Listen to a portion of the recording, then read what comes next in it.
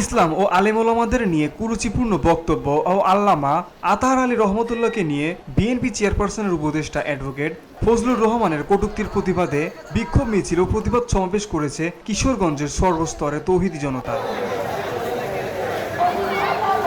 শুক্রবার জুম্মার নামাজের পর ঐতিহাসিক শহীদি মসজিদের সামনে সর্বস্তরে তৌহিদি জনতার ব্যানারে একটি বিক্ষোভ মিছিল বের হয়।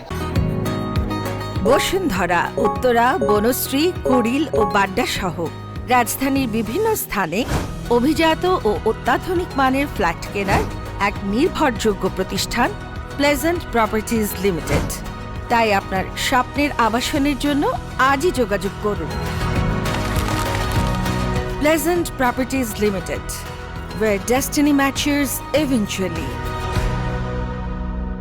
মিছিলটি শহরের প্রধান প্রধান সড়ক প্রদক্ষিণ করে ঐতিহাসিক শহীদি মসজিদ চত্বরে এসে শেষ হয়। পরে একটি সংক্ষিপ্ত প্রতিবাদ সমাবেশ করেন এবং কিশোরগঞ্জের বিভিন্ন উপজেলা ও ইউনিয়ন থেকে আগত আলেম ওলামা ও তৌহিদি জনতা বক্তব্য রাখেন। প্রতিবাদ সমাবেশে বক্তারা বলেন, আল্লামা আতাহার আলী রহমতুল্লাহকে নিয়ে বিএনপি চেয়ারপারসনের উপদেষ্টা অ্যাডভোকেট ফজলুর রহমান মিডিয়াতে কটূক্তি করেছে। আমরা তার নিন্দা ও প্রতিবাদ জানাই। BOT Bangla news desk.